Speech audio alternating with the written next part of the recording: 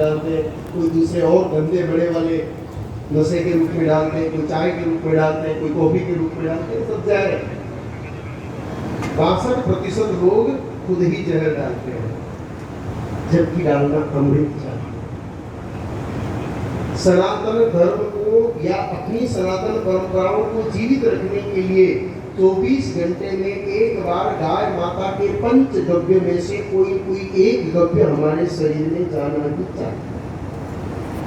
दूध, दही, घी, गोबर या गोमूत्र, इन 5 में से कोई एक वस्तु 24 घंटे में अगर हमारे शरीर में नहीं गई तो फिर हमारा सनातन धर्म कमजोर होता है। यानी कि धर्म कमजोर होने का मतलब धर्म का मूल भाव नहीं, हमारे अंदर जो सनातन धर्म की भावना है वो कमजोर होती चली जाए। इसलिए 24 घंटे में एक बार पंच पदार्थों में से कोई एक हमारे शरीर में जाना आवश्यक है, और वो भी अमृत रूप में।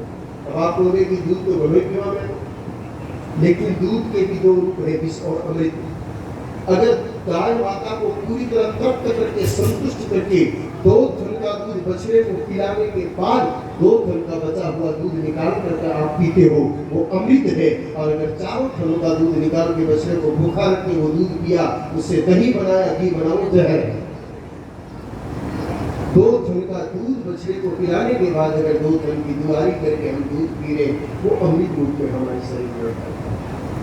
सेवित गाय माता जिनका आदर भाव से सेवा हो रही है, उनकी गोबर का अंश हमारे शरीर में चढ़ाएं, या गोमूत्र का उपयोग करें, या छाछ का उपयोग कर लें।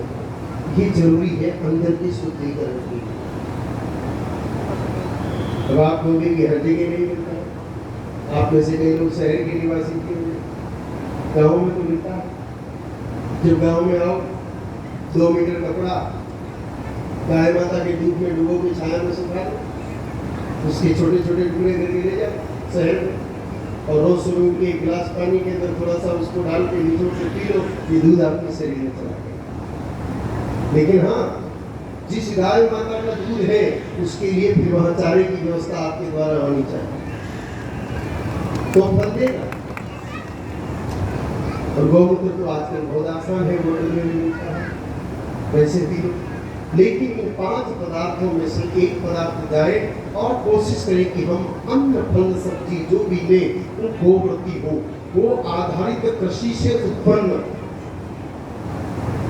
जिस खेत में गोबर गाय माता का गिरे वह अन्न, फल, सब्जी खाएंगे तो प्रभु मिलेंगे। अगर यूरिया, DAP और जहर का अन्न, फल, सब्जी खाया प्रकाश जी भाई साहब, तो मर जाए, चाहे माला घिस जाए, ये मन के खत्म हो जाए तो भी गोविंद नहीं मिल सकता, क्योंकि अंदर जहर जा रहा है तो मन में जहर बनेगा, विचार में जहर बनेगा। हम भले ही भजन करेंगे लेकिन विचार जहरीले हमें भटकाते रहेंगे। कई लोग एक प्रश्न करते हैं कि घनी कोशिश करा पर ध्यान लागे को नहीं, लागे तो जहर तो 1.25 किलो मारे जा रही हो।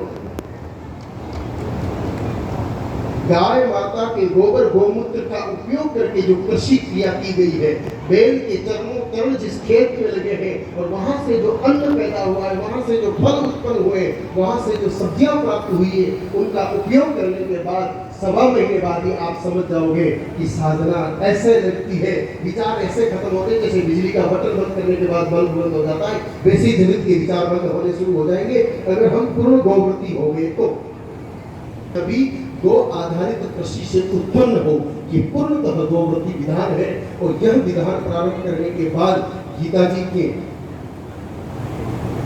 17वें अध्याय के 8वें 9वें और 10वें श्लोक में जो भोजन का प्रभाव हृदय पर बताया है, वो प्रमाणित आपको बिल्कुल सामने दिख जाएगा। तो अंदर ये पदार्थ जाए और बाहर से हम गौ की सेवा